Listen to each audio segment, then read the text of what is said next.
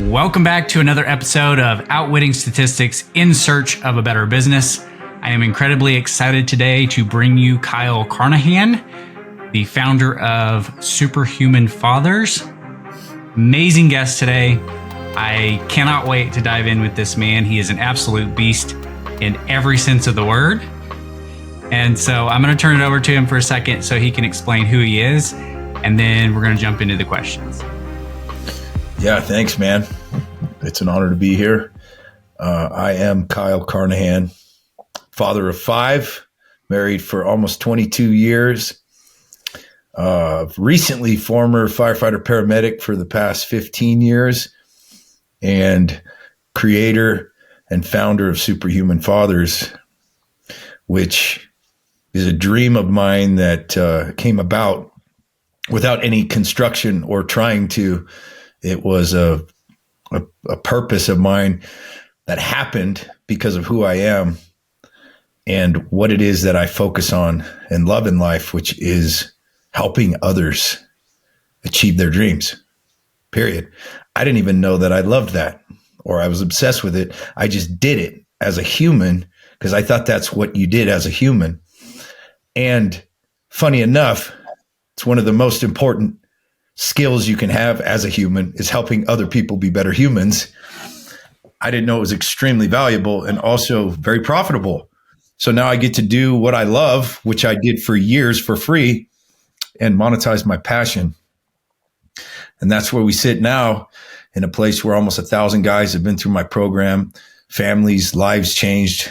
And in the end, what I didn't realize is the greatest transformation that would take place would be my own.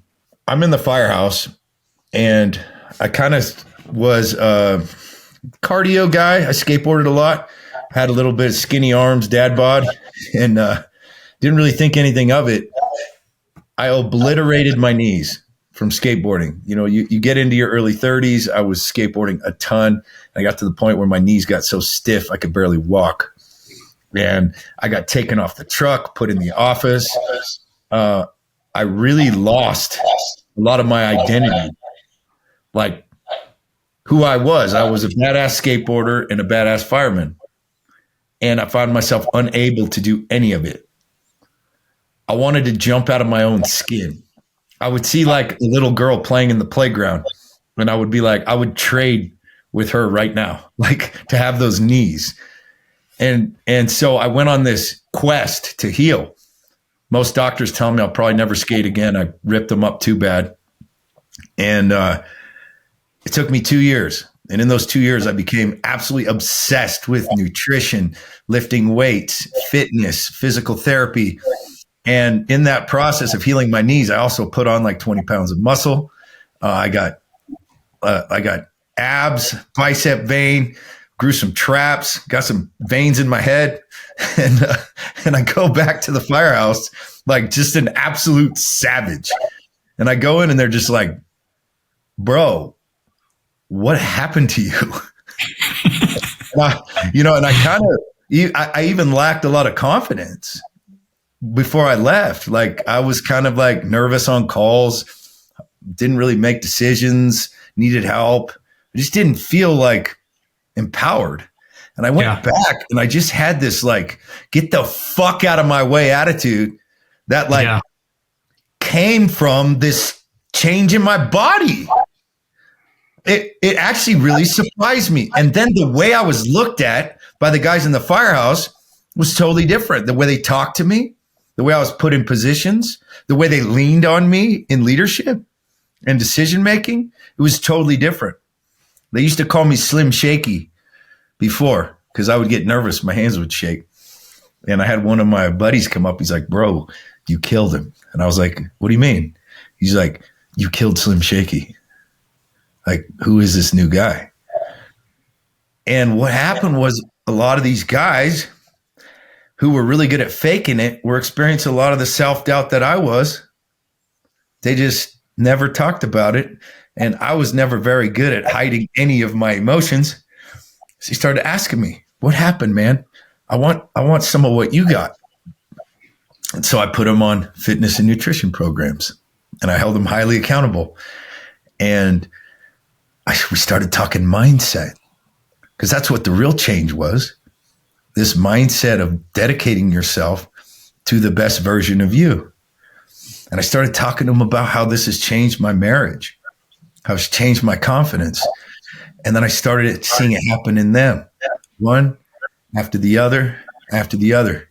I ended up moving fire departments and starting over again at a bigger department at 36 with my new fresh knees, and went and crushed that academy as an old man, according to who you're around. And the same thing happened at my new department. People are seeing me going like, bro, help me, help me. And so at one point, I had dozens of guys on an app that I was training for free at the firehouse. And I didn't think anything of it. I just loved it.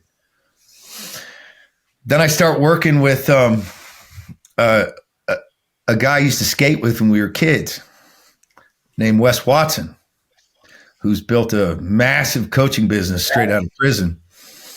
And I just wanted to get tighter on my life. And I was like, man, this guy's a savage. What can I learn from him?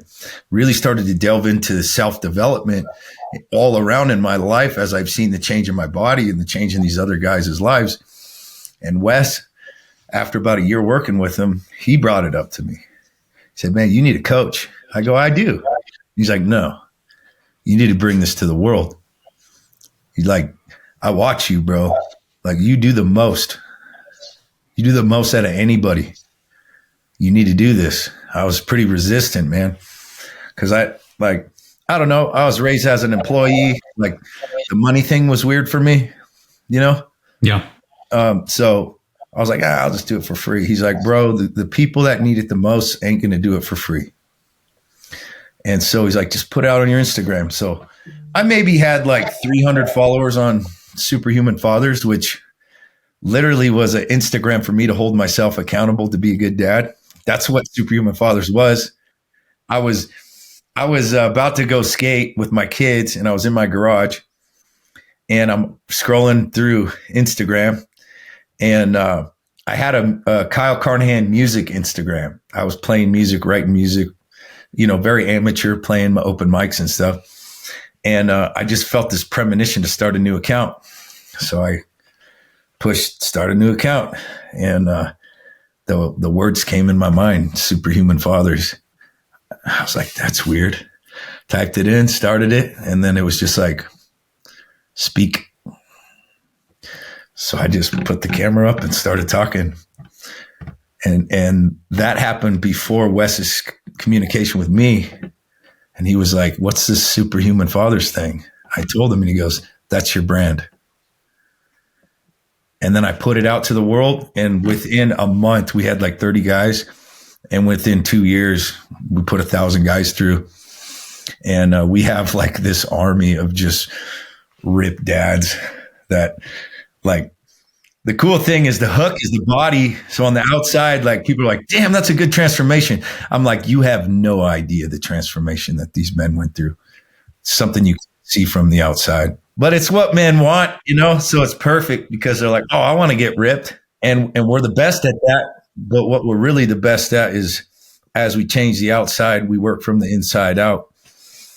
And we work on the things that are truly important, building the man himself, building his ability to communicate in his relationships, building his ability to love himself so that he can love others.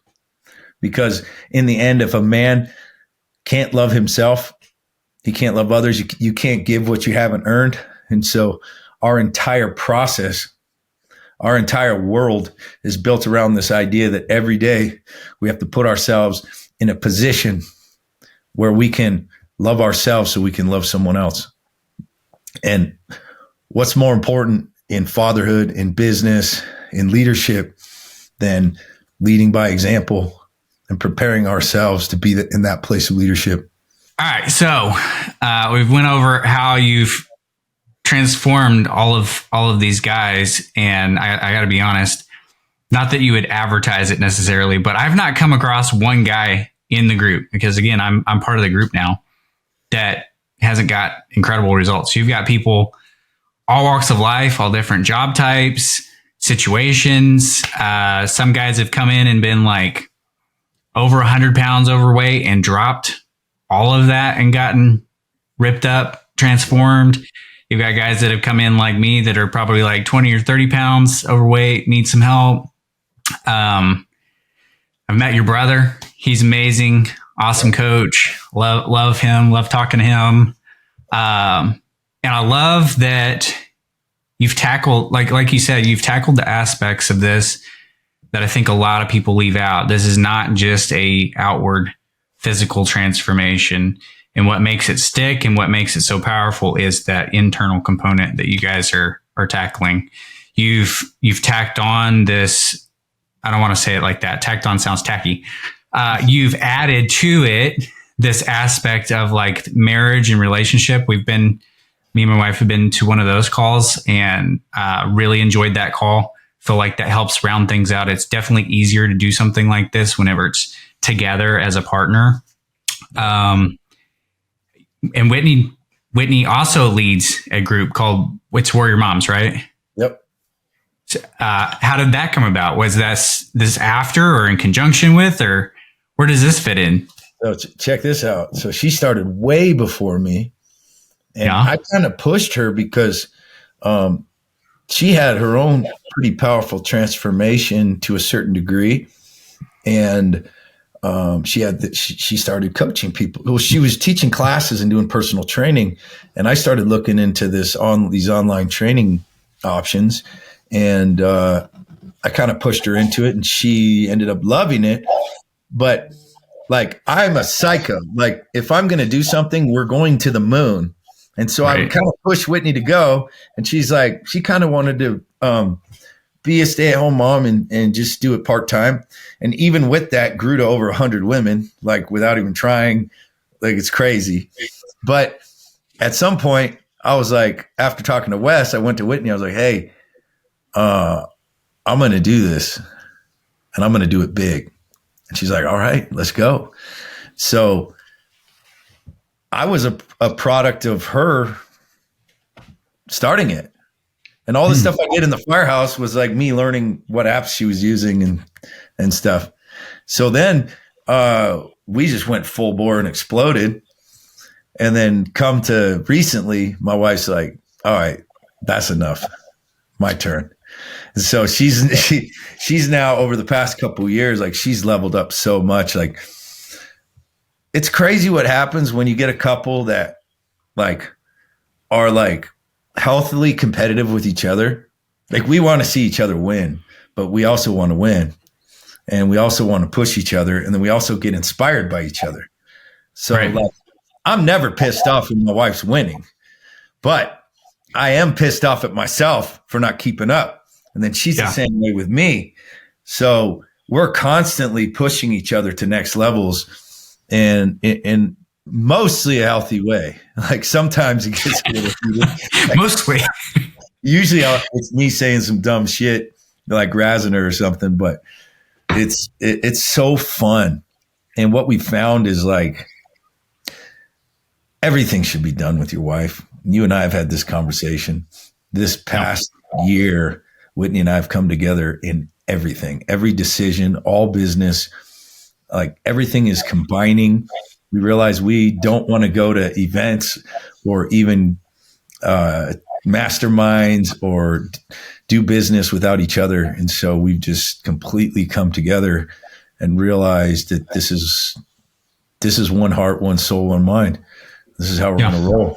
Next year forward, her business is mine, mine is hers. And we've put it together to help couples to become absolute unstoppable power couples together with all the concepts that have been taught in Superhuman Fathers. For us, this is the next level. We get a guy right with himself. We got to make sure he doesn't leave his wife behind, because what happens, there becomes a gap of understanding.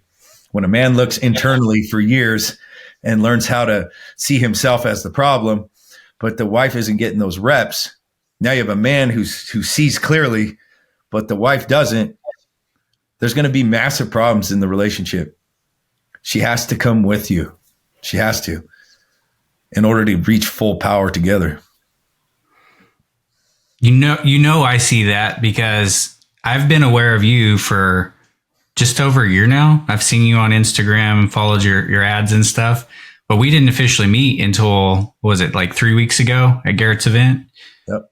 And I was there with my wife for that very reason. There's been a lot of growth over here in the business and whatever. And there's this, I want to be careful how I say this. There's this drag that's created if she's not coming with. And I'm not saying that like I'm trying to run off and leave her or that she's intentionally trying to drag, but if she's not engaged with what we're doing, we're not moving together, you don't get that synergy that you get from that mastermind of that partner relationship. 100%. And so, and if I leave her behind, it's my fault. So I did that. She didn't do it. I didn't inspire her or lead her, because once she gets moving, she will lead you, and you will go back and forth. And that's where you want to get it, to where you are side by side on the front lines, covered in mud and blood together, fighting the same war, not fighting each other anymore. Again, just so these people know the level of success that you've been able to amass over the last couple of years, are you willing to share rough numbers of like where your guys' businesses are and stuff? I share everything, bro. Okay. So, wide open. Flex on these guys. Yeah. So, the first month, I think I made like an extra $3,000 or something. And I was like, holy shit, I don't have to work overtime. I was like, this is amazing. I was just so dumbfounded that someone would pay me, like just mind blown. And then, then my understanding of what actually happens in these guys' lives is there is no price to it, because we have one life. Right. And if I can have that sort of effect through my system to get people to love themselves, to change their bodies, to connect with their wives, to become a powerful leader in their business, like there's no price on that. No. So we go forward about 3 months. I'm so busy. I mean, I'm in the firehouse working 3-4 days a week, and then 20-hour days on my days off. I had a conversation with my family that year. I said, hey, this is my plan. I'm going to be non-existent for a year, but I need everybody on board. They didn't really know what they were getting themselves into. Neither did I, but that was the commitment that we all made. And it was 24-hour shifts, 3 to 4 days a week, and then 20-hour days on my days off. I did not sleep for a year. I literally almost killed myself. You still don't sleep, though. Well, now I'm not running night calls at the firehouse, though. That's fair. That's fair. So I'm actually getting more hours of sleep than I did when I worked on the truck. So over the third month was like $18,000, and I was just like, "What the fuck? This is not even possible." And I'm loving what I'm doing. And then I kind of made the comment to my wife. I go, hey, if we do like $3,000, $40,000 months in a row, then I'm going to leave the firehouse. And then right away, it was like 3 in a row. And I was like, oh boy, this is a big deal. And so I took a leave of absence. And as soon as I left, the impossible dream was $100,000 a month. I thought that was just absolutely impossible. And within 3 months of being home, we hit that. And we were off to the races. And then we had a couple like 250 months. And then it's kind of been between 100 and 250. We got close to 300 one month.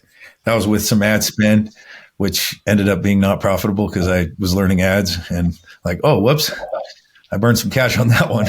So, but like, think about this. I knew nothing about business, nothing, nor am I really a very like naturally business-minded person. I'm a fireman who rides skateboards and likes to surf and do jujitsu, who just loves people and like is on the attack all the time. And so with that comes this like incredible, very quick learning process when you're willing to just put everything on the line every time. And that's who I am, like on the line. And so this last year, we did a little over 2 million, which my focus was 3. But if I look back from fireman to $2 million a year coaching business in 2.5 years. It's like, I should be happy with that. And I'll go sit in that little spot where I'm like thankful for a second. Then I'm like, all right, let's get to fucking work. Right. Because when you surround yourself with guys that are doing everything on such a higher level, that like my little 2 million is like, oh, that's cute. You're getting started, buddy. Like, you might make it someday. You know, those are the circles we like to run in, though, right? I love being the poorest, dumbest person in the room. Yep. Because I'm like, I am in the right place to learn. Yep. Teach me.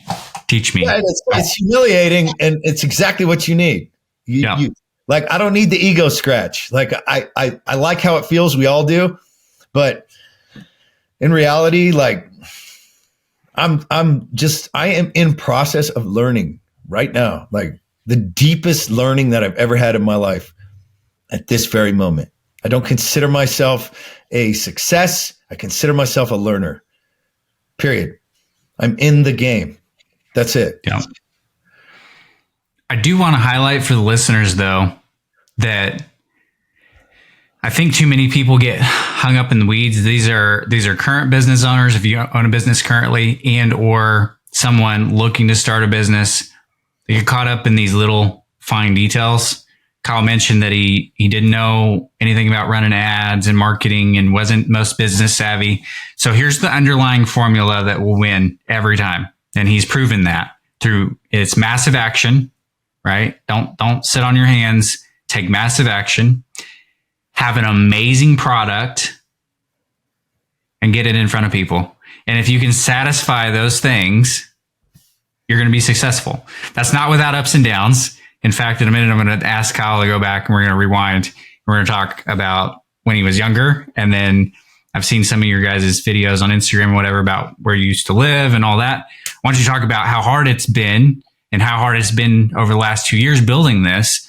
But this goes to show with massive action, a superior product, and a commitment to keep going and learn what you need to learn, you're going to be successful. Get it in front of people. Yep. You're going to be successful.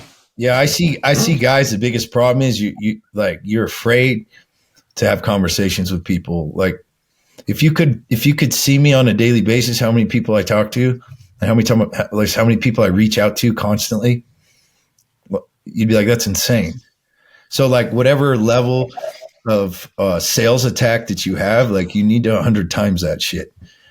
Like, everything is, especially in the beginning, it's sales and fulfillment. That's it. Like, get people to join you or buy your product, and then make sure that whatever you're doing is fulfilling the promise that you made. Yep. Everything is that. When I was taking sales calls, I didn't have a CRM. I didn't get a CRM until I'd already put like 500 people through my program. I had everything on notepads. I didn't even know what a CRM was. I didn't even have a landing page. DM me. And then phone calls, and then texting got people on my contact list, and following up constantly, and just like the dumbest way to do it. But yet I was just dedicated to having conversations.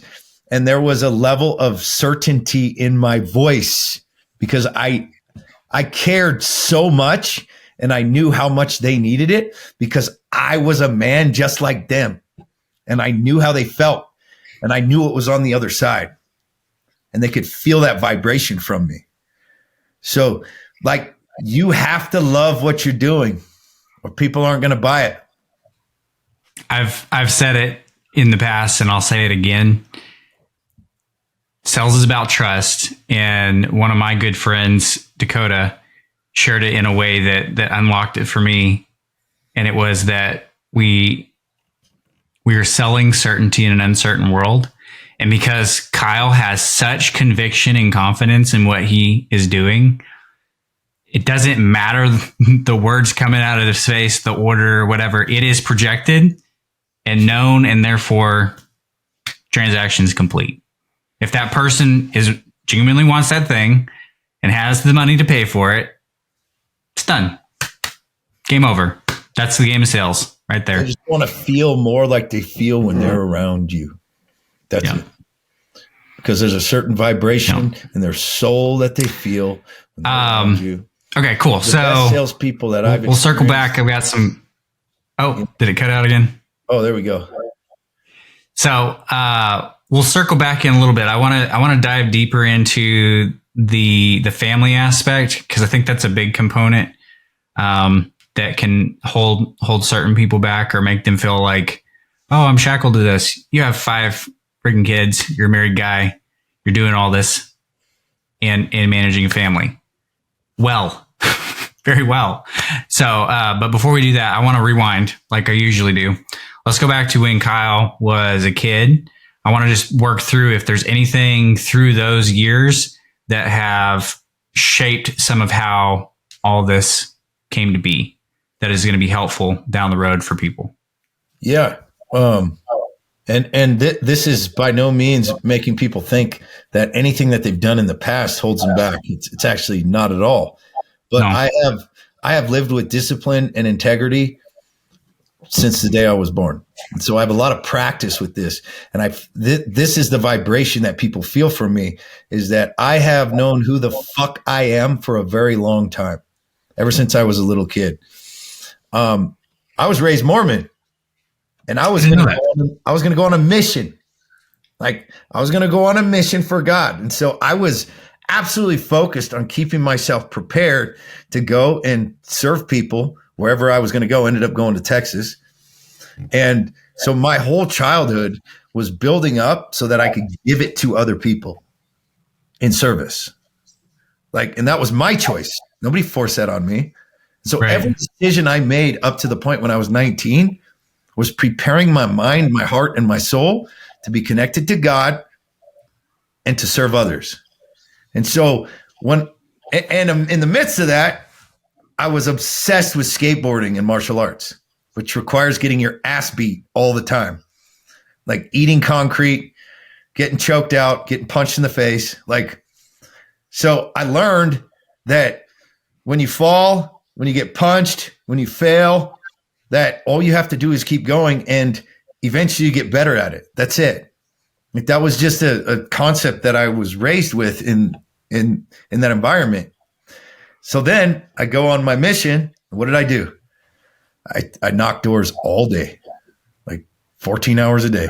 Just knock doors and talk to people and try, based upon my very limited experience, try to help them see something that I wasn't even clear about yet. But the whole point was I gave my life away when I was young, and that never left me.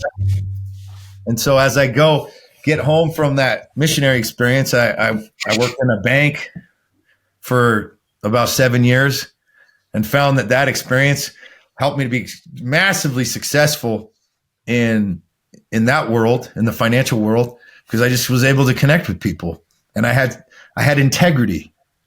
Like, people could feel trust from me, so they wanted to work with me. Then there was a meltdown in 2008. I lost everything, absolutely everything, multiple houses, all my cars, my 401k, all my savings. Moved in with my wife's mom. We thought we had made it. I'm 28 years old, living with my wife's parents, and decided I was going to be a fireman, which everyone thought was insane at 28 with 3 kids at the time. They're like, I know a lot of people that have tried that and they didn't get it. And my wife and I were like, nah, that's not how we roll. So volunteered at a fire department, had a EMT job, went to paramedic school, was doing ride-alongs. I was literally working over 100 hours a week. Like, I was never home for 3 years. And then finally got hired in Colorado, my first paid fire job. Go there, and they just beat my ass. Like, I showed up, I didn't realize how weak I actually was until I went there, and those guys gave it to me. Like, there's ex-military guys that have been in the fire service a long time. You go into that world, you're in their world, they don't hold any punches. And I needed that ass beating. Like, I needed to be toughened up. And that kind of leads us to the beginning of our story in the beginning. But that's where we are. And just out of curiosity, what was Whitney doing through this? How did you guys like meet, and what's that story look like? Yeah, we actually met at church, and I was just home from my mission, and like in the Mormon church, like you haven't had sex yet, man. So it's like you're looking for your wife. Like I got to take care of this. My head's gonna explode. So I saw Whitney. She had this red shirt on and this jean dress. She was so cute and like really fun with everyone. And I noticed that she treated like all the like kind of nerdy dorks with like a lot of love and respect. Like it was just really sweet to everyone. And I immediately fell in love with her just because of how much she cared about other people. Like I saw that in her immediately. I was like, that's my wife. And then later on, she told me that I got lucky because I was the best one in the group. So I was like, by default, I made it. Well, luckily it was a small group of people. There wasn't a lot of competition, apparently, according to Whitney. And then a W is a W. That's it. We won, man. It's like whoever shows up on competition day, So then we just built our life together, and at some point Whitney was a stay-at-home mom, and I was just happy to be able to have her have a bank account that she could use and buy whatever she wants. And then when the big fall of 2008 came, she stepped up big time. Like she did not skip a beat. She did not shed a tear. She went immediately to war.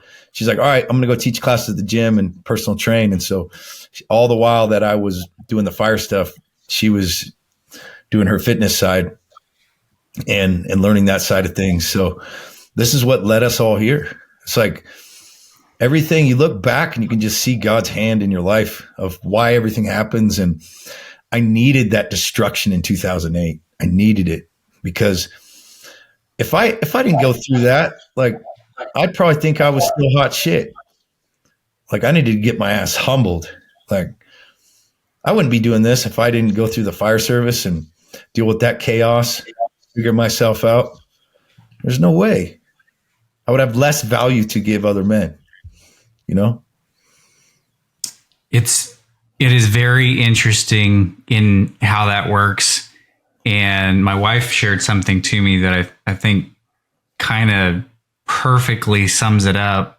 I forget the verse in the Bible, but it talks about God sitting with us like a silversmith for purification. And the way the story that she gave me was framed was like it's a group of women and they were trying to understand what that meant. And so this lady went to investigate and she started talking to a silversmith and talking about the process. And he's like, yeah, so whenever we have a piece of silver that we need to purify, we have to sit with it and hold it in the flame, the hottest part of the flame, for it to get rid of all those impurities. And she's like, well, why do you have to sit with it? He said, well, if you leave it too long in the hottest part of the flame, it'll damage the metal. And she's like, okay, how do you know when it's done? He said, that's simple. It's when I can see my reflection in it. Mm. And so that parallel of how he holds us in these flames may freaking feel brutal at the time, but when you look back, you understand why it was necessary and how it shaped and hardened you to go be the perfect thing for right now, right? We're all striving to be better. We're working towards something better, but for where we're supposed to be, it hardens us into where we can sustain that. Yep. Be perfect for that position. Yep. And then that next position is your next fire. Right. How did you say it to me when I signed up with you? You're like, all right, here's your peak. It's now your pit. Let's go. Right. Cut out for a second. Oh, I was saying that when I signed up, you said, all right, here's your peak. That's now your pit. Let's go. That's how you framed it. And that's totally true. You get to these peaks and then that becomes your pit and it's time to climb again. And you're called to go do more. I Okay. The family aspect. I only have the one child. She's been a big motivator and driver through this whole thing. I don't know if I had shared with you or not. I worked for Walmart for nearly a decade as a systems engineer on their mainframes, and sucking up tremendous amount of time because I was really good at my job. And so I got called in at all hours and got tired of not being there for and with her. And so the objective was to leave and start a business so I could spend more time with them. And very much like you, I basically had to disappear for a year and a half to get to a point that I could start spending that more time. And so that part was brutal. And that's kind of where in comes Garrett, because we were striving to do that. And I was still playing a halfway in, halfway out with Walmart and whatever. And he comes along and it's like, you can't play that game. You're either going to go focus on your career with Walmart or you're going to step out and do this. And the other thing that he did at that time was help me align with my wife. And we got that synergy going so that she believed in me, understood the mission, understood that I was going to disappear for that year and go through those trials and tribulations. She knew why we were doing it, so she'd get behind it. And that's when we started making progress. And it sounds like that was kind of your situation too. Am I misremembering? Garrett was also involved with the 2008 situation, right? We have very in the book. Paths. He was in the mortgage business and got destroyed. He also was Mormon, went on a mission. Then he also became a leader and coach to a men's movement. So it's just very interesting how our paths crossed, and that story is just interesting in and of itself, how he just reached out and followed me on Instagram out of nowhere. And I'm this nobody with a couple thousand followers, and he follows like 8 people. And yeah, I didn't know that he reached out to you. Yeah, dude, that's so cool. And when I saw it, I didn't really know who he was, but I felt something, man. I was like, I don't know what this is, but this is big. Yeah. And now, I mean, I'm driving down the road with Garrett White in my Tesla, taking him to his Lambo dealership, and I drive past my old engine on the freeway, and I go, oh, I used to work on that engine. And then I look over and I've got G White in my car. I'm like, what a year. Yeah. Thinking back to that Instagram follow just out of nowhere. You know, that's insane. I had no idea that he reached out to you. I'll have to ask you some more about that. In regards to the kids though, how do you feel what is its role played being a father? You got 5 children. I only have the one, and that's difficult enough, but you have 5 varying ages. How's that been through building your business? Extremely difficult, and you can't take your eye off the ball at all. Like, if it's so easy to get sucked into the business, it's too easy. So there has to be non-negotiables in place in everything. That's why we have non-negotiables in our physical body, non-negotiable in our family, meaning however you want to set that up. For a while, I was doing 15 minutes a day with each kid. And then we did a cutoff time of when work was done, and then opened up Sundays completely. Cause I was selling all day, 7 days a week, you know? Right. So then I would come in at night and have to focus on the kids. So I'd play a game of pool with one, play video games with another, go skate with another one, go play handball outside with another one. It was just, and by that time it was 9 o'clock. And then, my morning starts at 2:45 in the morning. So there was this relentless circle of just constant action. Not to mention, I don't miss my social media posts. I don't miss the gym. I just don't miss. And so there has to be structure and systems in place that is sustainable for you, where your level of discipline and attack is at. So it's You can't just decide, I'm going to be this psycho that puts in 20 hours a day. Like, you just start building the blocks one at a time. That's why we start with the body. Because if you can get a guy to make it so it's just second nature to eat right, work out, hit his wake up time, and like that's now on autopilot, and you can actually take your focus off of it because it's just happening. Now it's like, okay, cool. I can actually take that shit off the list, and now I can focus on other things. And then you get those things running on autopilot. They're just who you are and what you do. Move those out of the way. Now I focus on new things. You're just creating non-negotiables over months and years that just become who you are. That's why consistency is everything, because that habit, you can lose it in 3 days. Easily. Like a habit will just leave you, and you work so hard to build all these habits. And so you have to make sure the ones that you got, you keep. It's a lot like skateboarding. Like, I don't learn any new tricks anymore. I'm old. Like, I don't have the time to put into skateboarding to learn new tricks. But there's like 10 tricks that I will die before I lose those tricks. So like when I go skate with my kids, I know I'm working on these 10 tricks to hold on.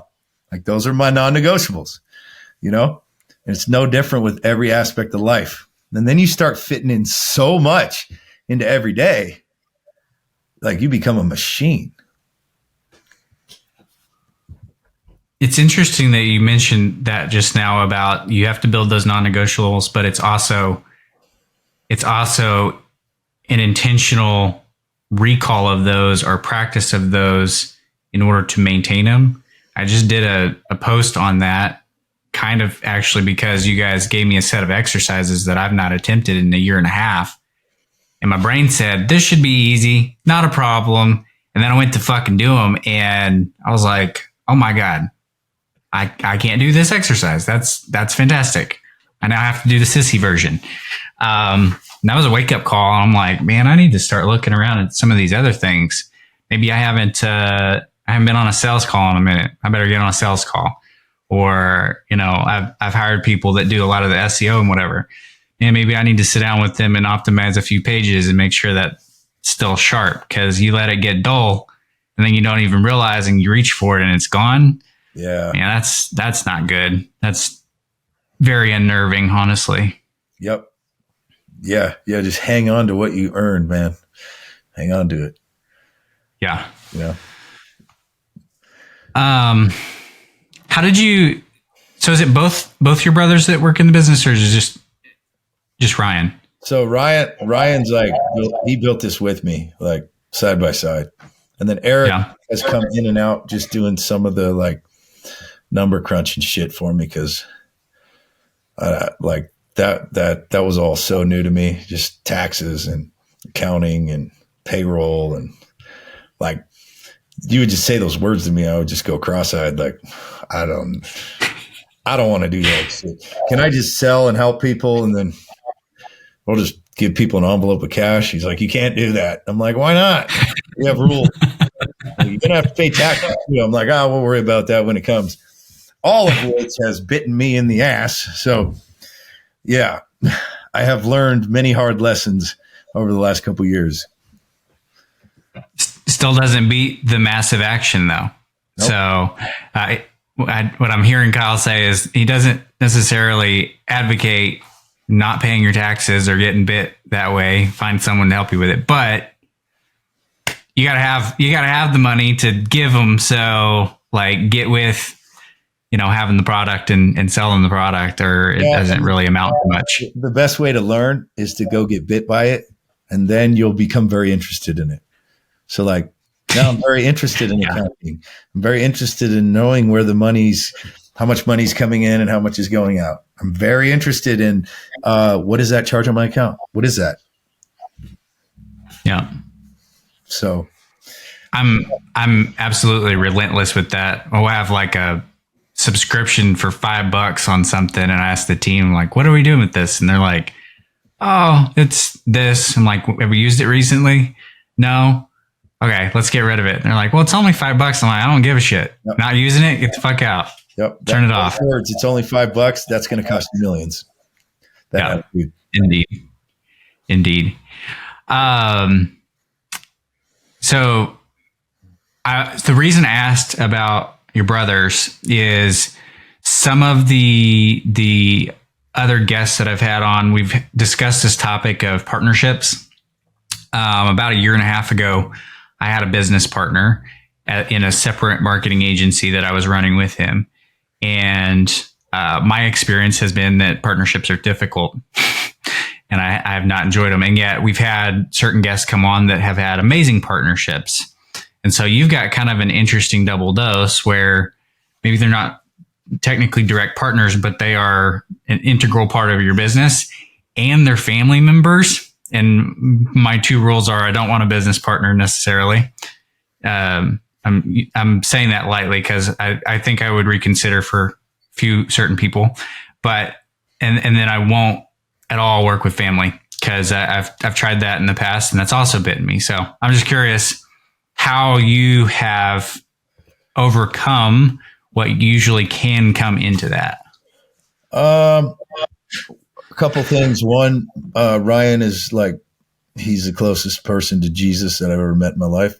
So that's my brother Ryan. He has the heart that I have, just loves people more than anything. We're also very easygoing. Like, I know it doesn't seem like it. Like, Kyle's crazy. Dude, I don't sweat small shit. Like, if my brother fucks something up and loses me a bunch of money, his intent is so good and he's such a good coach and he loves people so much. Like, we're going to learn from it. I won't chew him out. I won't yell at him. I'll just laugh at it. I don't care. Like, I don't let stuff get me all upset like that. I don't. And then he does the same with me. And if we have a problem, we bring it up. Hey, what do you think about this? And we're fair. And we're both willing to give more to each other.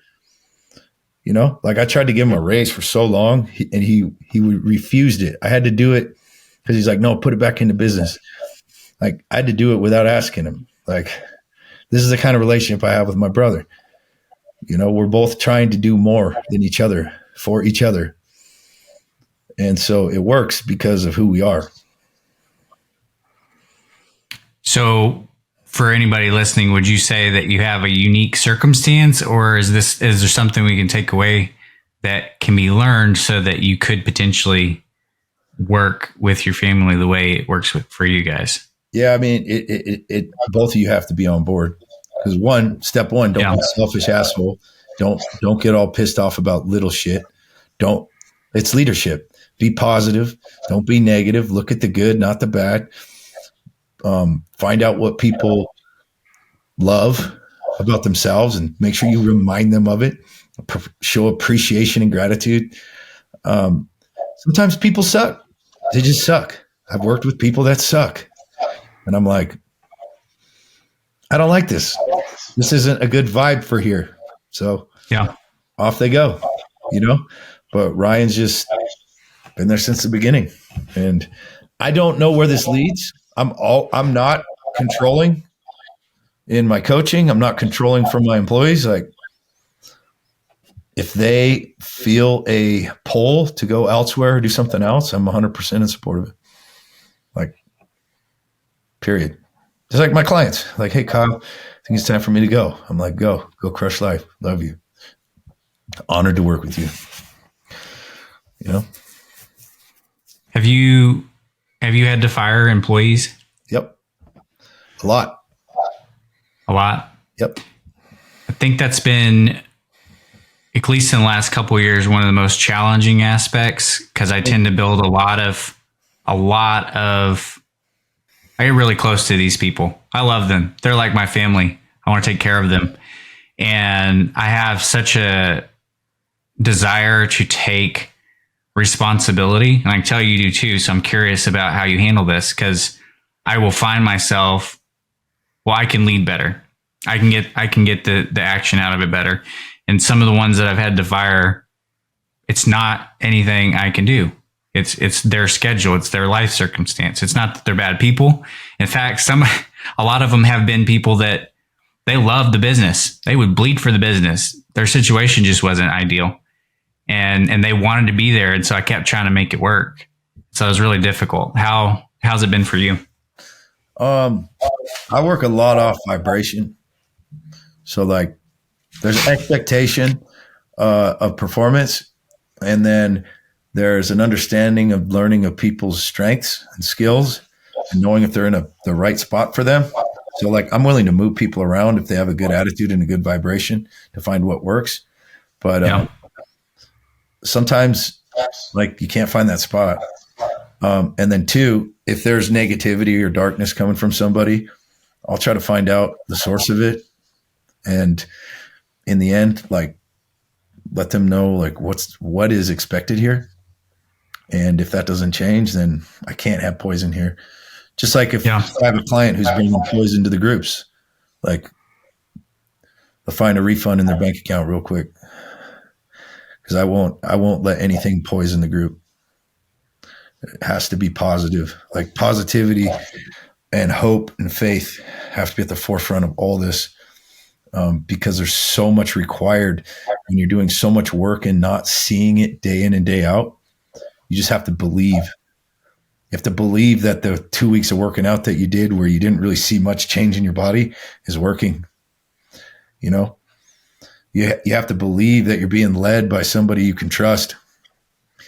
And when negativity and darkness comes in, people start having fear and doubt, and like that shit is poison. So just can't have it.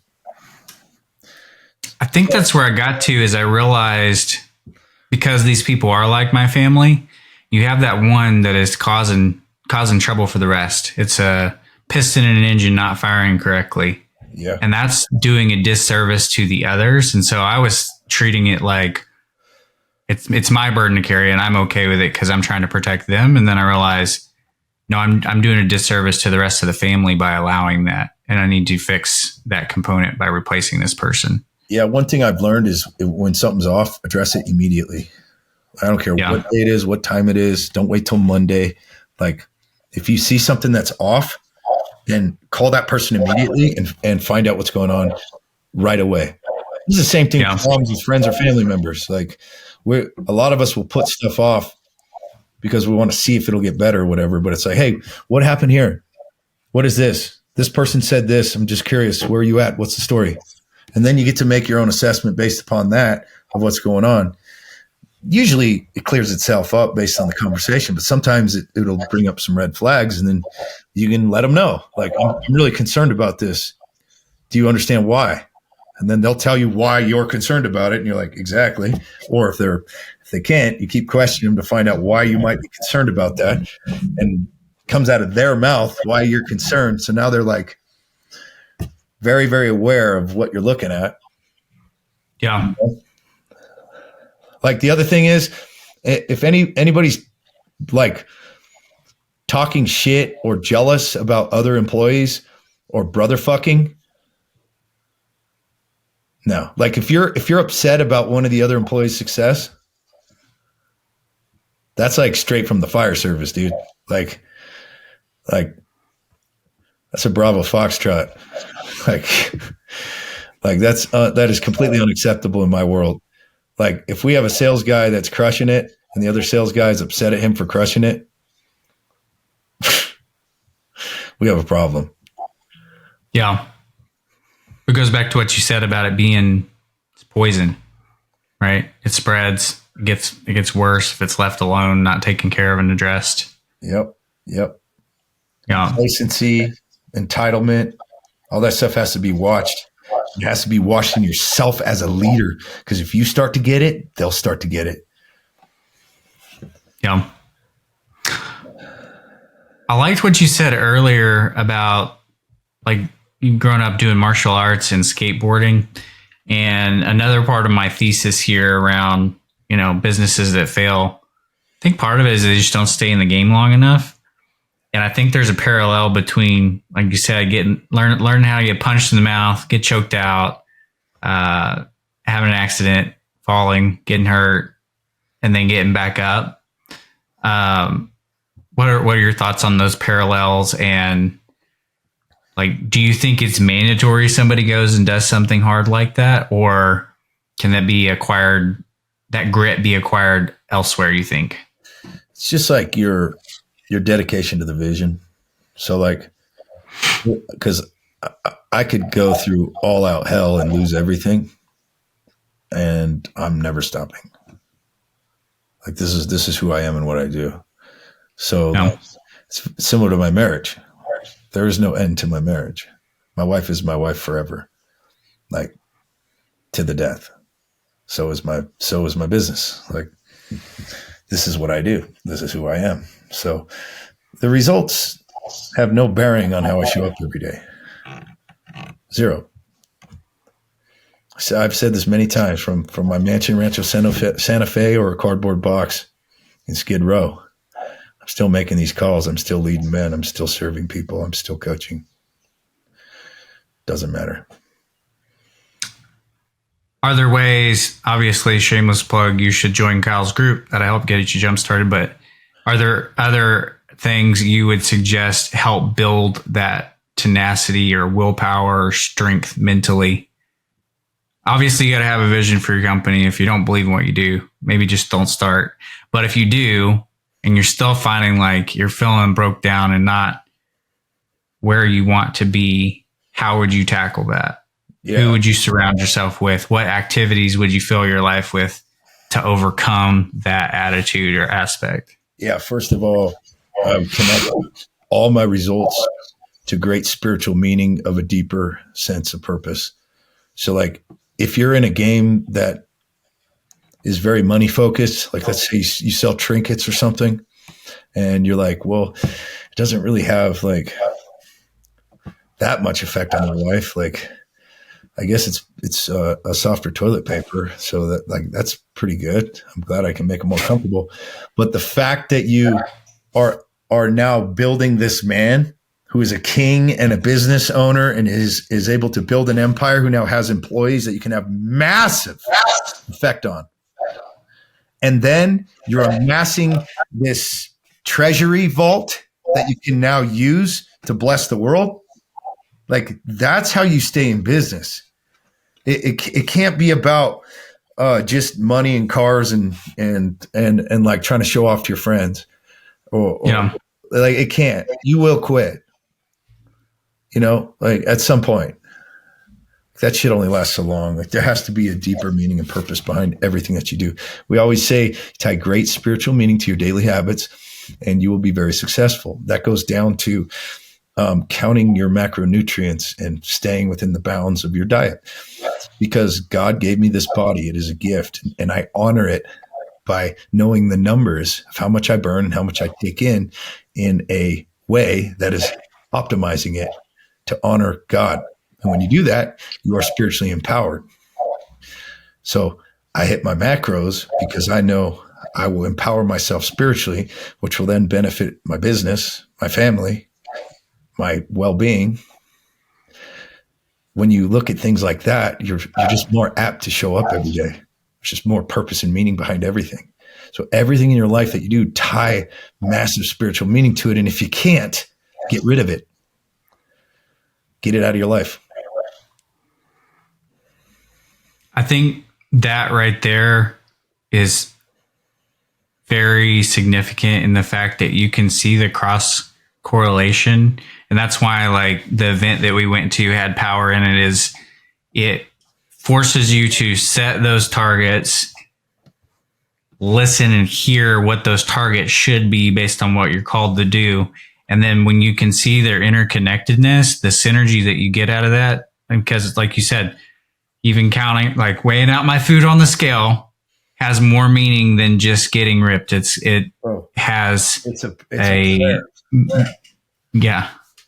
It's a prayer. You're like, this is my offering to God today to deny myself of all this bullshit and to focus my time on honoring my physical body. It's like powerful. So we're gonna find meaning in the things we do, but I'm gonna keep pushing here. Do you feel it is necessary to do hard physical shit to have the mental strength that you should to be successful in business if you want to go big? I mean, you could be an estrogen filled doughboy and sell trinkets and make money, but if you're my dad, I don't I don't want any, I'm not going to follow you. I'm going to find somebody who's who I want to be like. Also, like, cool, you might be tactful, but are you inspiring great change to the greatest potential of your abilities if you aren't doing physical hard work to build your body and honor your body? So it's like a lot of guys are like, well, I make money, I don't need abs. I'm like, cool. One dimensional. Well, I'm a good dad too. Well, are you? Are you setting a good example, or do you go to their football game and tell them to work hard and run and give everything they got while you eat your jelly donuts and don't even take care of your body? Also, how long are you going to enjoy that money when you get diabetes and your body starts to fall apart? Like, why not add an extra 20, 30 years of healthy lifestyle on your back by taking care of your body and keeping it resilient and strong? Also, as a man, like, you got to be able to protect your family physically. You got to show up as an absolute weapon. Otherwise, like, I don't care how much money you make. You pull up in a Lambo and your belly's getting a rash from the steering wheel. It's like, I don't want that life. Got to have it all. Yeah. And the fact Click is, the link below to join Kyle. He'll show you the way. here's the last thing.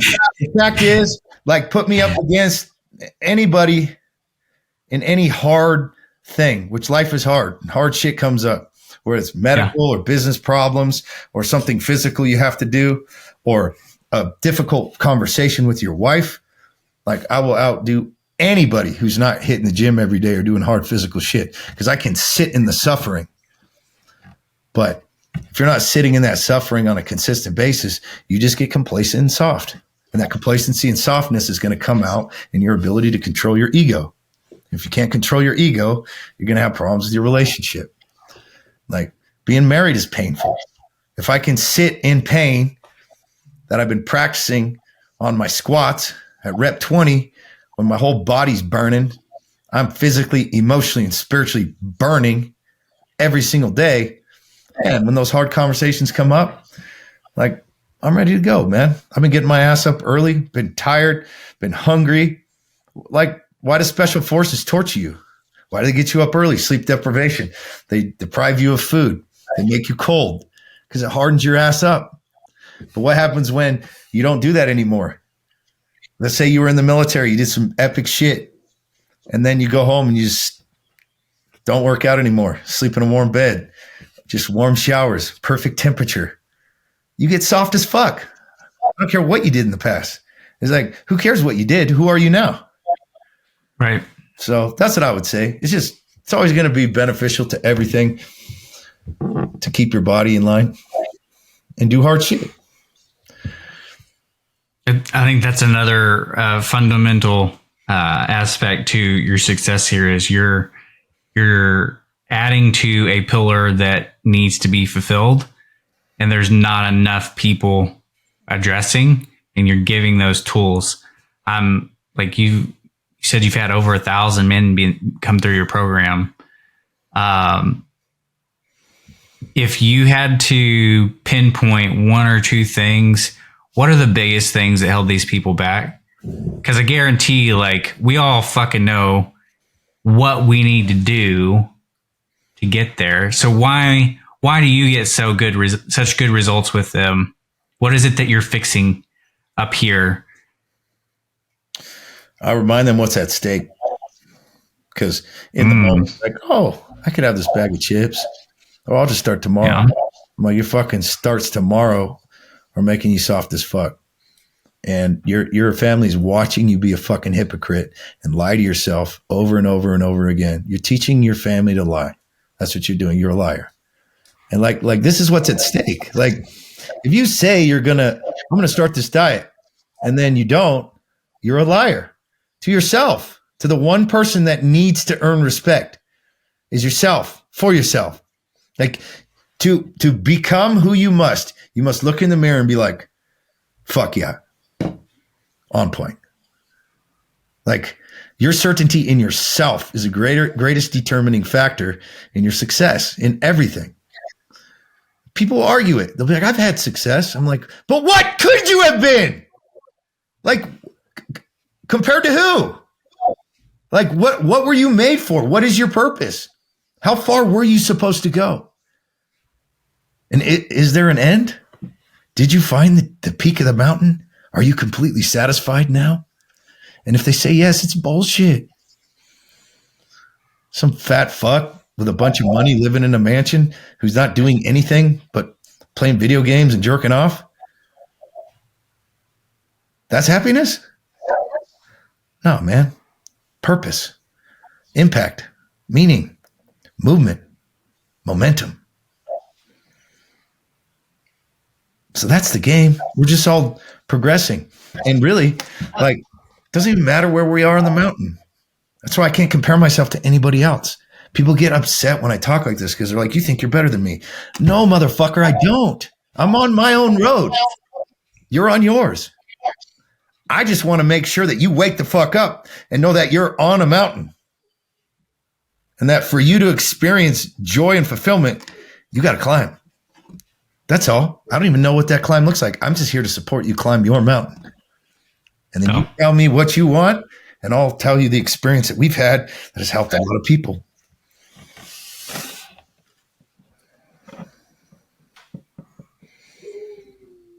It is definitely individualized journeys. And I think that perspective that you just shared is probably any and all of my friends would look and say that Kraig used to be very risk adverse. I was not taking those massive actions. And over the years that has shifted, and I'm taking actions that people are like, are you sure you want to do that? And I'm like, all in. Are you okay? And it's because of a fear. The fear is greater. I've lived just long enough. I'm 32 now. Lived just long enough to look back and realize how much further fucking along I could be. And I'm looking down the road at the path that God set in front of me and the purpose that I'm supposed to have, the impact I'm supposed to have.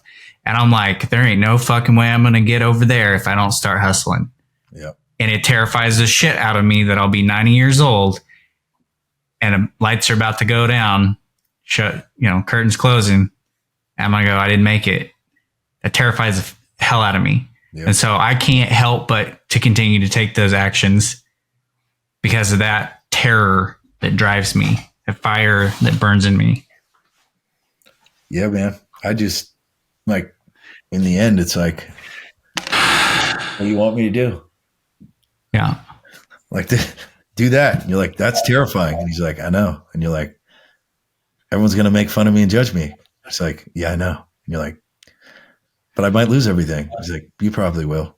And you're like, well, let's go. Yep. Yep. That's it. I've been rereading. I'm like on the third time now, rereading the story of Moses. Very, very paralleled. And I feel that way right now, even. I'm like, you want me to what? Okay. How's that work? Don't worry about it. Just go. I will make the way when it's time. I'm like, is everything going to be okay? And he's like, maybe. It's beautiful when you start leaning into that because you start to build that trust. And that's where that perception of these people that have known me forever comes from. They're like, man, you've changed. You used to be so risk averse. And it's like, no, I still think through all the risk. I still know. I have a faith that the path will be made for me because I know I'm going the right place. Right? Yep. Yeah, it's a beautiful way to live, bro. And it's adventurous and it's connecting and it's heartbreaking, which also puts you in a place to seek deeply for God's help. This is why he puts us in these positions of unknown, because we seek. When things are too easy, we stop seeking. Like we naturally just do. We get complacent. But think about it. When things are so good, you're not praying as hard. You're not begging for help or guidance. Like in reality, being in that place of the unknown, stepping into the darkness is the best place you can be for your connection to God. It's set up that way. Yeah.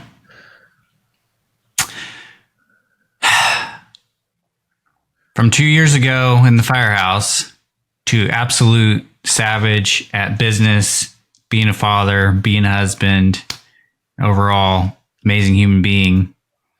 What other things, we're getting to the top of the hour here. I want to be mindful of your time. I know you got kids to go hang out with. He took time out of his vacation to hop on here with me the start of this new year. So I appreciate him for that. Is there anything else you'd like to share that you think would be valuable to somebody that may be struggling right now? They're thinking about quitting. They're thinking about giving up. It's fucking hard right now. What would you share with them?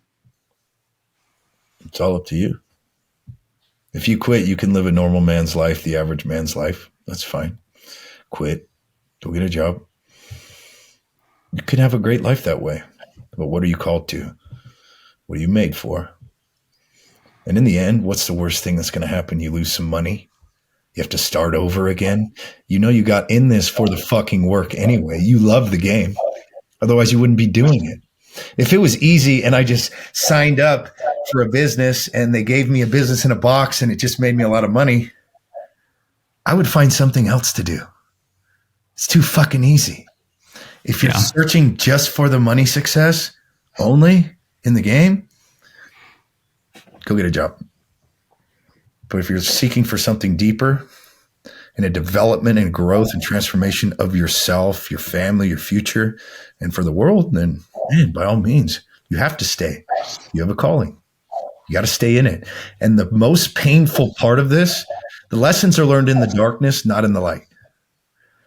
The things that you're forging happens in the dark, in the most painful parts where you feel like you are going to snap and that you can't take it anymore. That guy who's like, fuck it, I'm just showing up anyway. And remain positive for your people, your teams. Like, where you're just like, fuck, that didn't work. What's next? They're like, how are you so happy? You're like, because I love this fucking shit. I love business. I love challenge. I love hitting the concrete and leaving some of my elbow on it.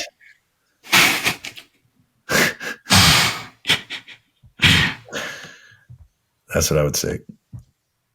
I'm going to recap that in my way and make sure I understood you. Go find that deeper purpose, why you're doing what you're doing. That'll give you the drive to stay in it. And if you don't have that, maybe you should reconsider what you're doing. Yep. Yeah. Mm-hmm. Okay. Last question. Are there any books, podcasts, people that you would follow, you recommend that have been transformative to you that right now would be helpful to people? Yeah. Wes Watson is the beginning for me. Like if you're not following that guy on Instagram and getting his daily messages, you need to do that. I brainwashed myself with Rob Bailey's music, Rob Bailey and the Hustle Standard for 15 years. So just put those in your earbuds and just play that all the time. And then the standards, like I followed the standard guys. I listened to like 100 of Jocko's podcasts, read all of Goggins' books. But other than that, like just fucking go do shit, you know? Like the only reason I followed the people who are most accessible and dependable, you know? Like, whoever it is, like just keep positivity in your ear all the time. And, you know, do hard shit, show up, sell shit, do the same thing every day, a lot of it, find out what works, do more of it. And that's it, man. If you find yourself in a position where you feel like maybe your environment is not as conducive to your growth as you would like it to be, I can safely attest that Kyle's group is a good place to be. And you get the benefit of getting jacked as hell. So we'll make sure to include his links. Is there if somebody wanted to reach out to you directly, is there a good way for them to get a hold of you if they wanted to ask you a question or anything? Yeah. Instagram at Superhuman Fathers is the best spot. And then I'm all over those DMs. So yeah, it's like, we were talking to Garrett White the other day. He goes, Kyle, what's your superpower? And I was having a hard time. I was like, I don't know. I hate talking to people. I work hard. And he's like, yeah, cool. He's like, you do shit. And when people are around you, they do a lot of shit. So somebody that's doing, needs 12 shits to do, and they normally do 3. When they're around you, they do 9. He's like, how valuable is that? I was like, that's extremely valuable. And he's like, yep, there's your superpower, brother. I was like, wow, thank you. It's amazing. He's awesome at pulling perspective out like that. It's just like, yep. All right, man. Well, again, I thank you so much for taking time out of your vacation to hop on here with me and share back to the world. Hopefully somebody's listening and it's incredibly helpful for them. I appreciate you. Yeah, we'll do this again when we have your transformation, and then we'll do a little repeat. What is it? Is it March? This is the next event? April. End of April. End of April. All right.